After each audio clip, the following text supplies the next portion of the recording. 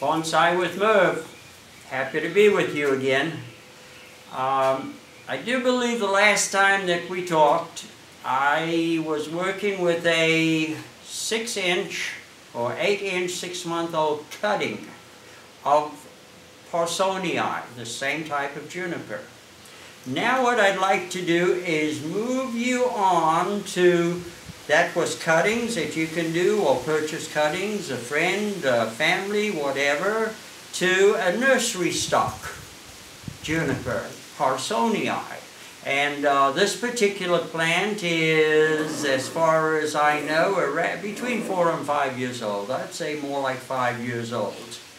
Let me pull it out the pot so we can see it has a good root system. Very healthy. In fact, it's not root bound yet. It still has an opportunity to develop some more. But we pulled this out to the nursery to see what we can do with something like this. Now there are basic styles, because as far as I'm concerned with my studies with my sensei, tropicals have a thing on their own where the traditional Japanese bonsai has its rules. And it's something that is very interesting when you learn it and you start to understand. And unfortunately, or let's say fortunately, I am more versed in the traditional methods, having a sensei for up to 10, 12 years before he passed on. So carrying on with tradition, there are specific styles. That 6-inch juniper, I do believe, or the 8-inch juniper, that was an informal upright. Okay. Another particular style is the formal upright. No movements at all with the trunk, just straight up. And then we have leaning style, and then we have cascade style. But one of the most interesting styles is goes back around 400 plus years, when the literary men, the religious guys, monks, were moving around the countryside, and they discovered bonsai way out towards China. And when they saw this, they thought, oh great, this will be a perfect gift for the upper class, for those who can afford, for our leaders and our military men, and wow, let's take these things home with us. And what they would do is they would take a plant and put it into their package, because they carried everything on their back so that they can walk freely. And not having enough water, what would happen is that the first couple of branches will start dying. And normally when a plant dies, it dies from the bottom up. So, you know, they'd cut that off, or they'd leave a dead stick on it, and then a couple of weeks later, because it would take them forever, they walk in hundreds of miles as they're teaching their religion and moving across the area until they get home. And by the time they get home, what's happened is that 90% of the foliage, as your eye goes up the plant, is gone. It's dead. It doesn't exist anymore. But on the top, they had some foliage that was still healthy enough. Plant was just hanging on to it. So that particular style was commonly known as the literati style, named after the literary people of the time. When I was looking at this just before we started to see what can we do with something like this, it seems so irregular, such phenomenal movement. The movement in the trunk, and believe me, these plants have been grown for bonsai purposes. I thought, okay, let's get real radical with this, and let's see what we can do with the literati. Okay, so I'm going to make it short and sweet, and yeah, let's just get down and dirty. And as far as literati is concerned, what I'm starting to do is I'm starting to remove these branches all dying, right? Not enough water, and nobody to really take care of them properly.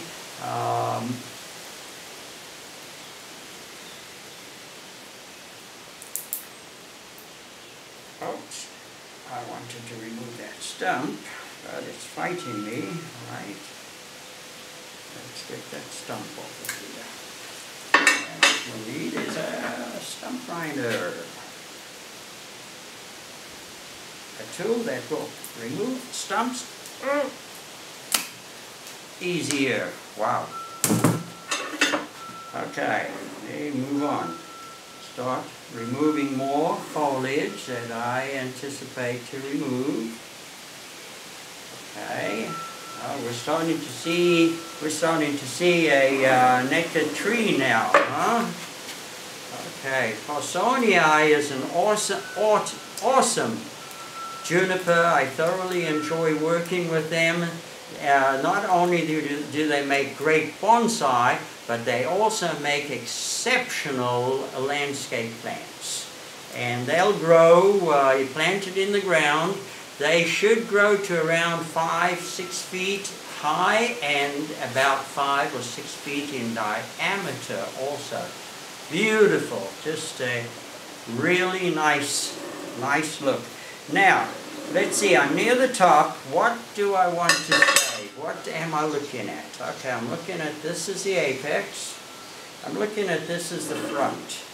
Because of that really unique movement there. Nice, easy flow. I'm looking at something like that.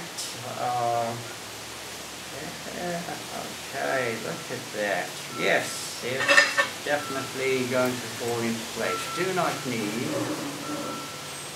not need, keep that one, just for the heck of it. Let's see what happens. I'm going to take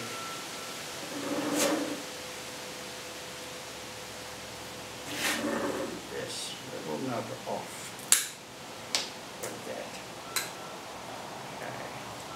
Clean that up nicely. And 1, 2, 3, 4, 5. I need 5 branches. Odd numbers are normally the way to go. You get much better balance when you start working with odd numbers. Yeah. Looks like it might be a little bit too much for literati, huh? So let's take that one off. And one. Now I've got 5. I had 6, so that one had to go. 2, 3, 6. Now we got 5. Okay. Now, once again, this is a relatively young plant. The smaller branches, which means number 2 wire. See, number 2 is a pretty important wire, as you can see. I do use it extensively.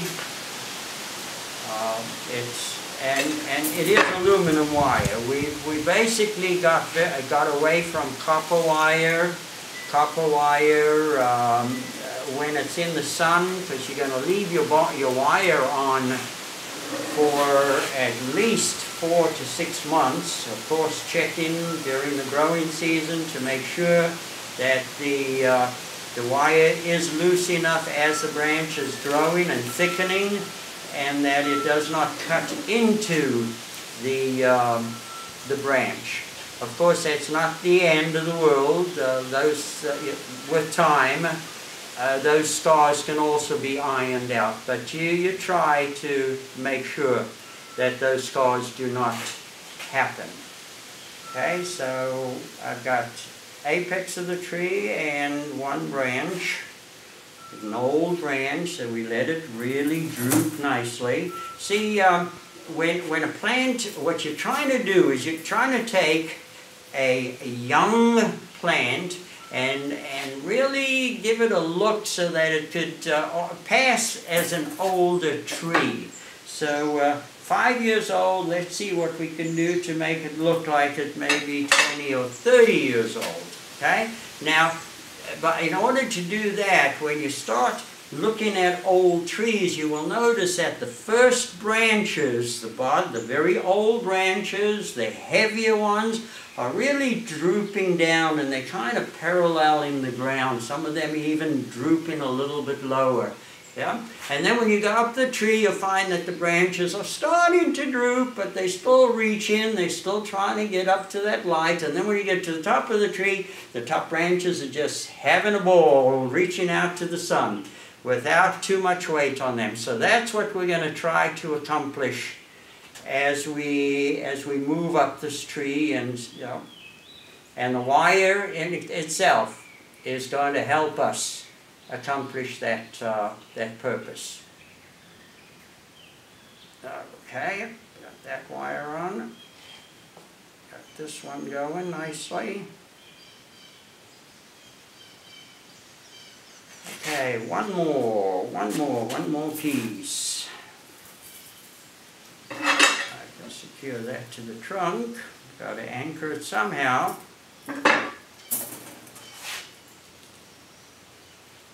At least 1.5 twists, and then we go out to the branch. Oops, a little bit too long. That's okay. Just double it back. Don't have to cut it off. You never know. Okay, now everything's wired. So let's see, I'm in the back. What I'm imagining, and I might even be adjusting it when I turn it around, but I want you to see basically what I'm doing. Give this baby some movement.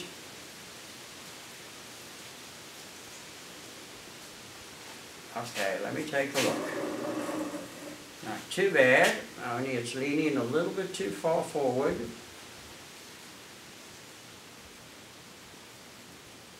This one is drooping very nicely, showing us some nice growth.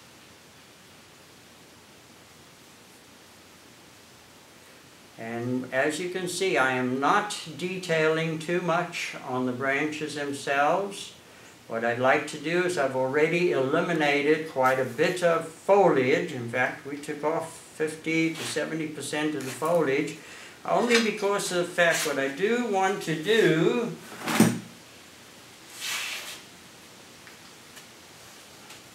is just scrape the surface to see what the top roots are doing, you know. We can drop the soil line at least an inch, inch and a half, get a look-see at some of these roots, find out where the main roots are and which roots can be eliminated if need be. Okay. We got some really incredible top root growth here, and I am going to remove some of these roots. Clean up this. See, because of the fact that I removed 50% of the upper foliage on the plant, that gives me leeway to remove as much as 50% of the root system. Now remember, you don't just do this any time of the year, different times of the year for different plants. Okay? This is, see, we're having an unusually warm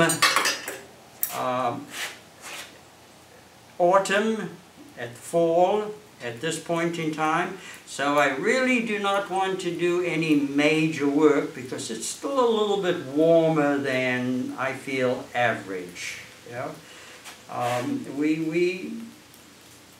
It's been indicated some time ago, based upon folklore around here and root and weed growth, and certain weeds are going to let us know what time of year we're going to have our first frost. And based upon information that was fed to me, they said, Merv, you better be ready with your tropicals. The first week in November, we're going to have a frost. Oops. I said, huh. Looks like those tropicals are going to have to be taken care of. See, what I did is I removed some top off of the the root structure, drop the soil line a bit, and cut my pot so that I can put it back into this pot. It's not totally root bound, and I'm going to keep it in here for a while, let it grow for at least until spring, somewhere around there. And at that point in time, we'll see what happens to it. Hopefully it will survive what I just did. And should it survive, it'll survive. We will then be able to trim the branches, layer them properly, get another look at what this plant will offer. And the reason why I'm leaving all of this on now is because I removed some roots. I need to remove more in order to put it into a shallow bonsai pot. Which means that come spring, I can trim these branches, sort out what we're going to keep, take 30 to 50% off. Then I can take 30 to 50% of the root structure off and move it into a bonsai pot. Okay? So, once again, I want to thank you for being with me. Please let us know. Connect with us, bonsaitree.com, mervgreenberg@gmail.com. You can connect with me. We have ways. Go on to Facebook. And let's see what we're all about. Do take care. God bless you. And thank you for being with me. Bye.